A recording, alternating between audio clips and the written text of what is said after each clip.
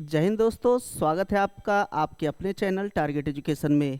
दोस्तों, आशा करते हैं कि आप सभी अच्छे होंगे और परीक्षा की तैयारी मन लगा के कर रहे होंगे।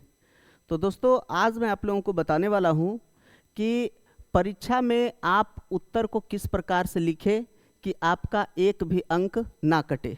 जी हाँ, आज जो चर्चा करेंगे कि परीक्षा में किस प्रकार से लिखे। अधिकांशतः विद्यार्थी घबरा जाते हैं कि वो किस प्रकार से लिखे ताकि उनका अंक जो है एक भी ना कटे। तो इसके लिए आप सभी इसे गौर से देखें ताकि आप अपने एग्ज़ाम में बेहतर कर सकें। तो इसके लिए दोस्तों, इसमें कुछ पॉइंट है, इन बातों पर अगर आप ध्यान रखिएगा तो आप एग्ज़ाम में बेहतर कर पाएंगे। तो इसके लिए ये पहला पॉइंट है कि काले एवं ब्लू कलम का प्रयोग करें। जी हाँ, उत्तर लिखने के लिए आप काले एवं ब्लू कलम दोनों का प्रयोग आप कर सकते हैं। अपने उत्तर को ब्लू कलम से लिखें तथा मेन बिंदु को, जी हाँ, काले पेन से लिखें।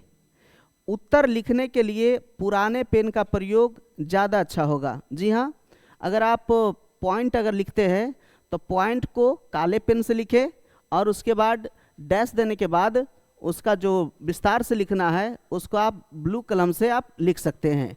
इससे क्या होगा कि जांचने वाले जो होंगे उन्हें साफ साफ दिख जाएगा और इस प्रकार से वो अच्छे अंक देंगे।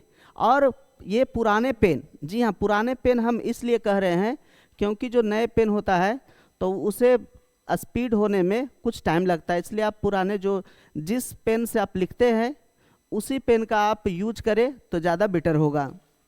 और नेक्स्ट पॉइंट है, देखिए, दूसरा है कि नाम, रोल कोड, रोल क्रमांक का भरना।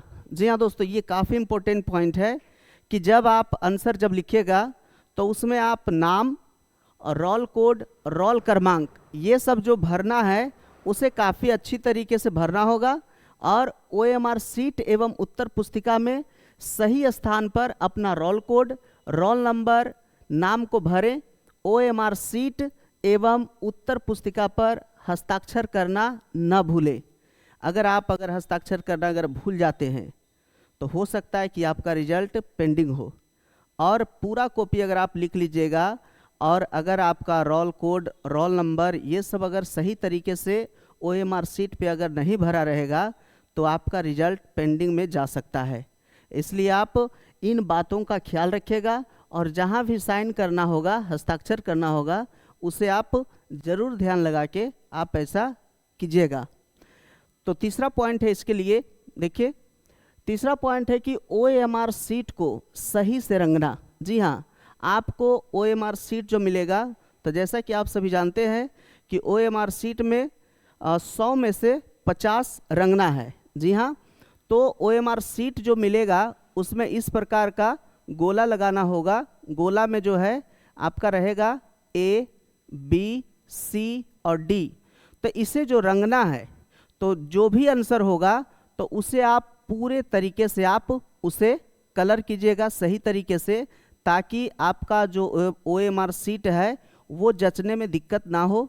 तो इस प्रकार से आप पूरे तरीके से उसे आप रंगिएगा। ऐसा ना कि हड़बड़ में आधा रंग दिए और हो गया, ऐसा नहीं करना है। तो आप उसे पूरी तरीके से आप बढ़िया से रंगिएगा। गलत होने पर उसे मिटाने या काटने की कोशिश न करें। जी हाँ, अगर गलत हो जाए तो उसे काटना भी नहीं है, मिटाना भी नहीं है।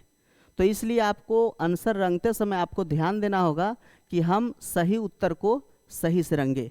नेक्स्ट पॉइंट है, देखिए, जो ध्यान रखना है आप लोगों को, प्रश्न पत्र को सही से पढ़ना।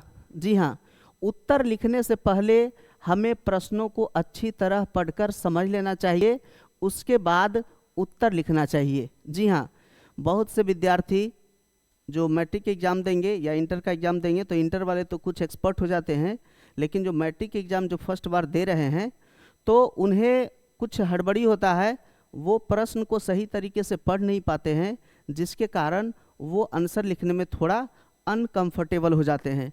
तो इसलिए उत्तर लिखने से पहले प्रश्न को बढ़िया से समझ लेना चाहिए कि हमें कौन सा प्रश्न का उत्तर हमें लिखना आसान होगा। जैसा कि आप सभी जानते हैं कि जो टोटल प्रश्न जो होता है तो 50% का ही आपको जवाब लिखना है। जी हाँ, 50% का ही जवाब लिखना है। अगर आपका लघु उत्तरीय प्रश्न अगर 10 प्रश्न अगर दिया है तो उसमें से 5 का ही आंसर आपको लिखना है। तो सबसे पहले आप क्या कीजिए कि उन सभी प्रश्नों को पढ़ करके जो आपको इजी लगे, है ना, जो इजी लगे उसी प्रश्न को आप लिखिए। तो इसके लिए क्या करना होगा, सबसे पहले आपको प्रश्न को बढ़िया से पढ़ करके समझना होगा। नेक्स्ट है जो ध्यान देना होगा आप लोगों को, ये 5वां पॉइंट कि 50% ऑब्जेक्टिव प्रश्न रंगना। जी हाँ, तो 50% ही ऑब्जेक्टिव प्रश्नों को रंगना है।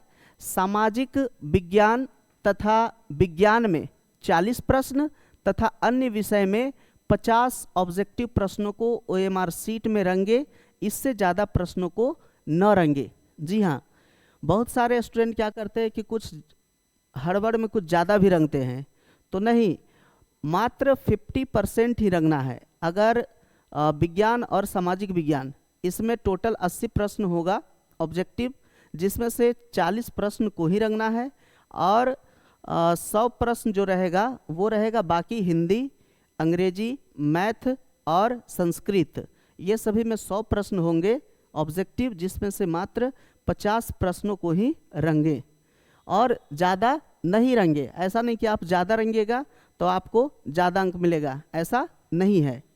नेक्स्ट जो बातें हैं जिस पर ध्यान देना होगा विद्यार्थियों को, वो है लगातार क्रम से प्रश्नों को हल करने के जिद ना करें।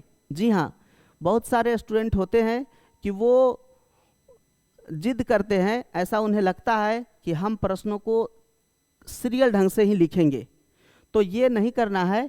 अपने उत्तर को लिखते समय यह जरूरी नहीं है कि उत्तर को लगातार ही लिखें।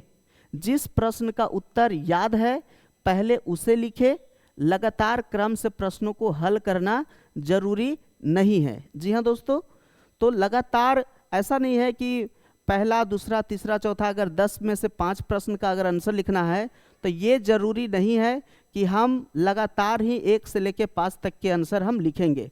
बहुत सारे स्टूडेंट जिद्दी करते हैं कि हम वैसे ही लगातार लिखेंगे, हम छोड़ेंगे नहीं, तो ऐसा भूल नहीं करना है। अगर आपको पहला प्रश्न का अगर आंसर आपको पता है तो पहला प्रश्न का आंसर दीजिए।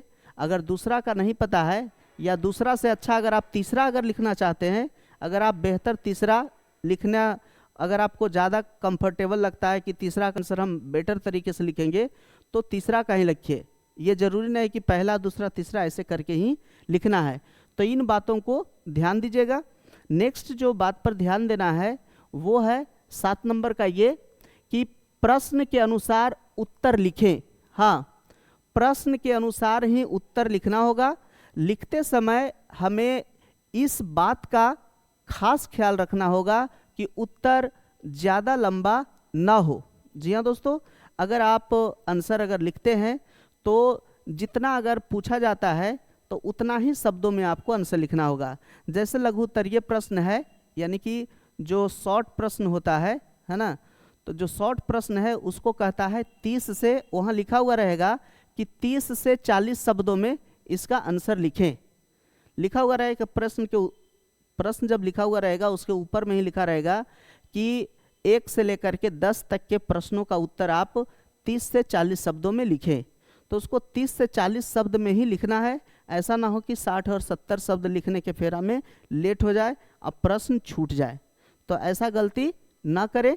तो जितना पूछा जाए, दीर्घ उत्तरीय जो होगा उसमें लिखा रहेगा कि 120 शब्दों में आप आंसर दीजिए, तो आप 120 शब्द या उसी के लगभग आप लिख सकते हैं। 125, 130 शब्द भी लिख सकते हैं। ऐसा ना हो कि 150 और 200 शब्द लिख दें, तो ऐसा ना करें। जितना पूछा जाए उतना का ही आंसर आपको लिखना होगा। नेक्स्ट है जो पॉइंट आपको ध्यान में रखना होगा, नेक्स्ट पॉइंट देखिए 8 नंबर का, कि साफ एवं सुंदर लिखावट। जी हाँ, साफ एवं सुंदर लिखावट। अपने उत्तर लिखते समय यह ध्यान रखना बहुत जरूरी है कि उत्तर साफ एवं सुंदर अक्षरों में हो, ताकि जांच करने वाले आपके अंक को बिना काटे पूरी अंक दे सके। जी हाँ, अगर आप आंसर लिखते हैं तो अगर आपका उत्तर अगर साफ साफ अगर सुंदर अक्षर में रहेगा तो अक्षर देख करके ही जांचने वाले खुश हो जाएंगे कि अक्षर है जो काफ़ी सुंदर है, तो वो जांचने वाले जो होंगे वो आपके लिखावट से ही वो प्रसन्न हो जाएंगे और वो नंबर बिना काटे हुए आपको फुल अंक देंगे। इसलिए आप जो भी लिखें वो आप सुंदर और साफ लिखावट में लिखें ताकि जांचने वाले आपके नंबर को न काट सके और पूरी अंक आपको दे सके।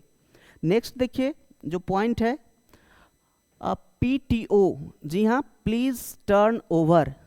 यदि आप किसी पेज में आंसर लिखते हैं और वह आंसर आधा ही उस पेज में लिखना है और आधे अगले पेज में लिखना है तो पेज के नीचे PTO जरूर लिखें।